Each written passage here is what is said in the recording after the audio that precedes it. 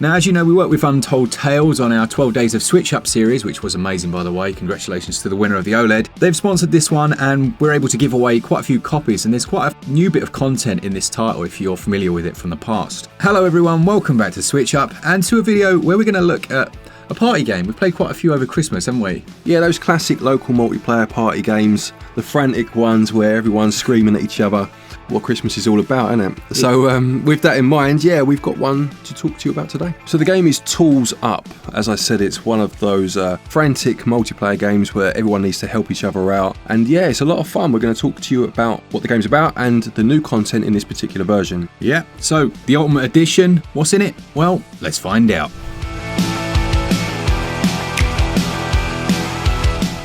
Okay, so we started off playing this and got attacked by a rabid raccoon for about 10 minutes, didn't we? Yeah, the raccoon. We'll talk about him, don't you worry. We'll come back to him.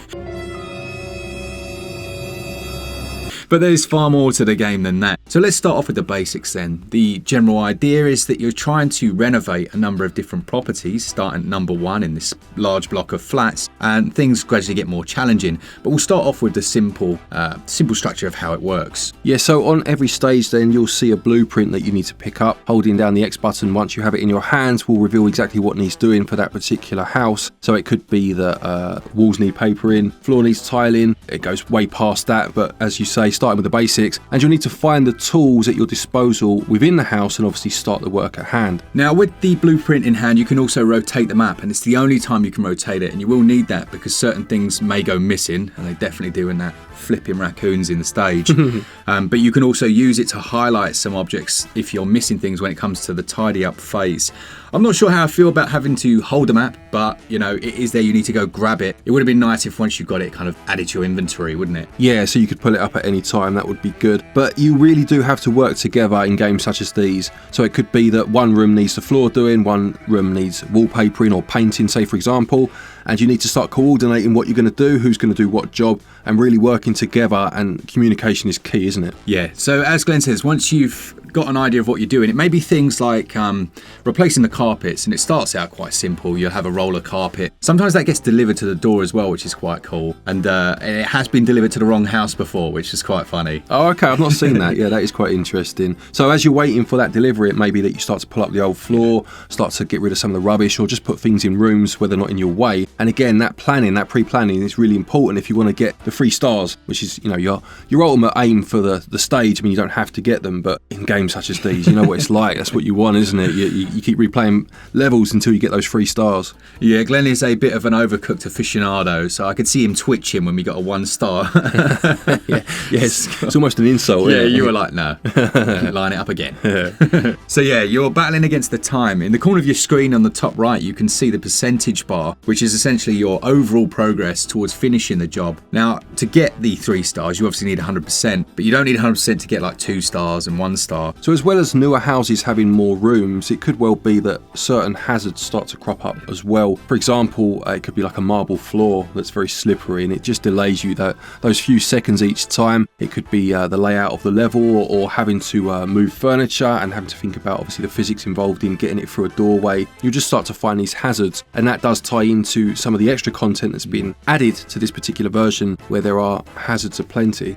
Yeah, as Glenn said, with this version, they've actually added in an entire new mode where you can play against your mates. If you want to do that, I mean, it's stressful enough with just co-op play. Trust me, I was doing about 3 or 4 hours with my daughter yesterday, and things like spilling a bucket of paint becomes an absolute nightmare because you slip over on it and then you spill something else. Yeah. There's a chain reaction. There is a real process. There's like a best way to do the stage almost. Like you can obviously tweak it, but like for example, Glenn put the bucket in the center of the corridor, and then we could both access it, and then obviously you need to kind of empty it out and things. We did have a few, we were tripped up a couple of times because you can throw items in the world, and obviously when you're cleaning up, we were thinking just throw everything out of the rooms and we'll be laughing at the end. And then we got to the end and it was like, oh, you've still got 5 things to tidy up. Turns out those buckets of paint made a bit of a mess, didn't they? Yeah, exactly right. So you do really have to think about what you're doing, but it is interesting they've added that PvP element, because in a game such as this you instantly think co-op. Yeah. So yeah, definitely a different dynamic that it adds to the game. As well as that, it has added all previous DLC, including the outdoors levels where you become a gardener and have to kind of landscape and what have you. And owing to the fact that you are outside, it does make for some interesting level designs in terms of, well, let's mention the raccoon. He turns up and kind of keeps nicking your stuff, or he can knock it out of your hand, and he can also pick it up and throw, or pick stuff up, sorry, and throw it in the water. And obviously you need to wait for it to come round, wait for the current to bring it round towards you and pick it back up again. Just delaying tactics really, but it really does add to the level of panic that you're feeling as that timer ticks down, you know? Yeah, that flipping raccoon, I can't tell you enough. I would have liked to, I mean, I would never say this normally, but I would have liked to have inflicted some kind of momentum on him. Yeah, it would be nice to just daze him for a minute, maybe just give him a nudge or knock him in the water or something. Just get him away, because he really goes for you when you've got stuff in your hands, doesn't he? He does. But having those extra levels, it does mix things up, because not only are the fact that it's outside, as I said, allows for the levels to be quite different, but in terms of the process of what you have to do. So you're mowing the grass, you're ploughing. You probably don't plough a garden, that's a big extreme, isn't it? But you know what I mean? You're digging up the soil, putting the seeds down, etc., watering them. So it just mixes things up in terms of what you have to do, and it is quite a long process. So those levels, for me at least, felt a bit harder, you know?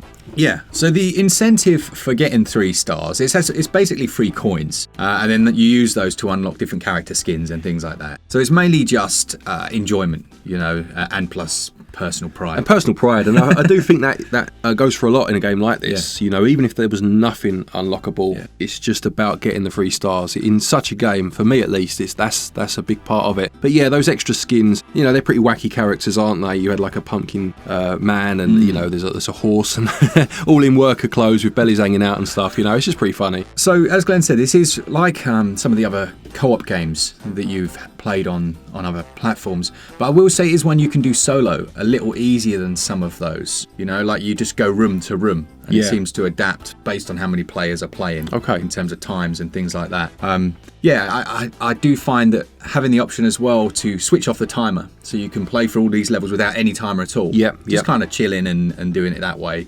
It's just a different way of enjoying it if you'd rather just relax. Yeah, and as we always say, I mean, you'd rather have it in there as an option than not, wouldn't you? You don't have to use it, but yeah, might just turn a game that sounds quite fear-inducing to some people to something they might well enjoy, you know? So visually then, well, I think the important things really are the performance. So it's running at 30 FPS, it stays at 30 FPS, and that's it. The load times are pretty short. It looks nice enough, doesn't it? Yeah, I mean, I think they've made good choices in terms of things like the colours that you need to paint walls and what have you. As someone that's colourblind, you know, that can be quite difficult, but they've gone for quite striking, bright colours that does help in that respect. And as I mentioned just now with the characters, it's got that stereotypical, you know, high-vis jackets, helmets on. Yeah, it plays into what it's meant to be very well, you know? Yeah, and some of those animations, like the ragdolls when you slip on floors and things, they're quite good. So yeah, very, very well presented overall. So as for prices and download size, etc., well, you can see all the information right now on your screen. The download size is 1.6 gigs. It released today, January the 5th, and all the links for it as well will be in the description and the top pinned comment. Remember, we'll be giving away a copy or 2, so just let us know what you think or what your favourite party game is, and we'll keep an eye out. So that is it for Tools Up, the Ultimate Edition. Let us know if you'd like to win a copy and your favourite party game down in the comments. A big thanks to Untold for sponsoring this one. Those guys have been amazing over Christmas, and we really appreciate it. A big thank you to our patrons and our channel members for your continued support, and to each and every one of you for watching our videos, as well as to Untold Tales, as Mark said. Take care, and until next time, happy gaming.